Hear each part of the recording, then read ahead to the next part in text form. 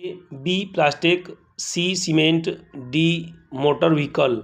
यानी कि इसका C is the right answer, यानी कि सीमेंट।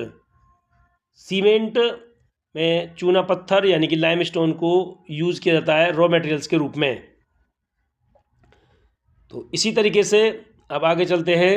क्वेश्चन नंबर 14 है कि झारखंड में स्थित कोडरमा निम्नलिखित में से किस खनिज का अग्रणी उत्पादक है? Koderma located in Jharkhand is a leading producer of which of the following minerals? तो इसका सही आंसर है माइका यानी कि अभ्रक। B is the right answer of this question. इसका जो अभ्रक वाला है यानी कि माइका वाला है, ये इसका राइट आंसर है, अभ्रक यानी कि माइका। क्वेश्चन नंबर 14 का आंसर है माइका। क्वेश्चन नंबर 15, निम्न में से कौन रबी फसल है? Which of the following is rabi crop? Rice, A B coarse grains यानी कि मोटे अनाज, सी ब्लैक ग्राम यानी कि चना, डी कॉटन यानी कि रुई कपास। तो इसका सही है आंसर ब्लैक ग्राम यानी कि सी इज़ द राइट आंसर, यानी कि चना इसका सही आंसर है। कि जो फसल सर्दियों में बोई जाती हैं उन्हें रबी क्रॉप्स कहते हैं। जैसे कि गेहूं है, तो गेहूं के साथ साथ जो भी जितनी फसलें बोई जाती हैं वो सब रबी क्रॉप कहलाती हैं। जैसे कि the crops which are grown in winter season is called या आर कॉल्ड रबी क्रॉप्स, यानी कि ब्लैक ग्राम इसका सही आंसर है। क्वेश्चन नंबर 16, निम्न में से कौन सा संरक्षण का तरीका समुदाय की सीधी भागीदारी को शामिल नहीं करता?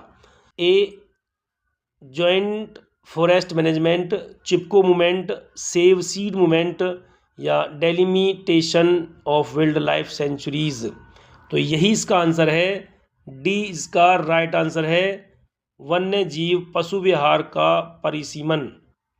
16 का डी आंसर सही है। इसके बाद क्वेश्चन नंबर 17 पर चलते हैं। क्वेश्चन नंबर 17 कहते हैं कि उपभोक्ता संरक्षण अधिनियम को किस वर्ष लागू किया गया?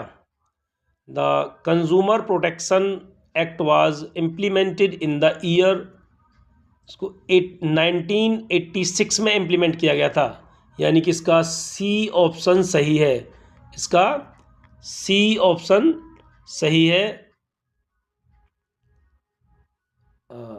17 का सी इज़ द राइट आंसर, यानी कि 1986 जो कंज्यूमर प्रोटेक्शन एक्ट है उसको 1986 में लागू किया गया था। उपभोक्ता संरक्षण अधिनियम 1986 में लागू किया गया था। वैश्वीकरण ने जीवन स्तर के सुधार में सहायता पहुंचाई है, यानी globalisation has helped in improving the standard of living of all the people, यानी सभी लोगों के। Be people from developed countries, विकसित देशों के लोगों के लिए। सी लेबर्स ऑफ डेवलपिंग कंट्रीज, यानी विकासशील देशों के श्रमिकों के लिए। डी इनमें से कोई नहीं, यानी कि नन ऑफ दीज। तो देखिए इसमें जो एनसीईआरटी की बुक है, एनसीईआरटी की बुक के हिसाब से इसमें जो आंसर है इसका वो बी दे रखा है। वैसे एनसीईआरटी बुक के हिसाब से बी इसका राइट आंसर है, कि B is the right answer NCERT की बुक के हिसाब से। ठीक, लेकिन कुछ उसमें जो दे रखा है इसका ग्लोबलाइजेशन का, तो उसमें डी भी इसका आंसर दिया हुआ है कि डी इसका राइट आंसर है। किसी में सी दिया हुआ है कि सी इसका राइट आंसर है। ठीक, लेकिन मेरे हिसाब से जो इसका मैं जो सही आंसर है वो डी है, इसका नन ऑफ दीज, इनमें से कोई नहीं। क्योंकि जो एजुकेटेड पर्सन होते हैं उनको ग्लोबलाइजेशन का फ़ायदा पहुंचता है, जो एजुकेटेड होते हैं और हेल्दी होते हैं। अब लेबर्स एजुकेटेड नहीं होती है, तो इसी तरीके से हम इसमें मेरे हिसाब से इसमें डी ऑप्शन इसका सही होना चाहिए। और बाकी आप अपने सर से भी कन्फर्म कर सकते हैं। वैसे इसका बी आंसर भी ठीक है, सी भी ठीक है, लेकिन इसमें डी जो है वो ज़्यादा सही लगता है मुझे। जो ज़्यादा सही है वो डी इसका आंसर होना चाहिए। क्वेश्चन नंबर 19, स्वयं सहायक समूह में बचत और ऋण संबंधी अधिकतर निर्णय लिए जाते हैं।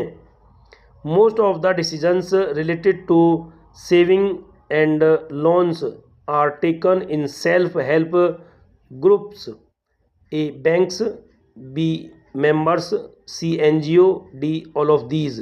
तो इसमें members is the right answer, यानी कि सदस्य जो मेंबर होते हैं, ये इसका राइट आंसर है, मेंबर्स।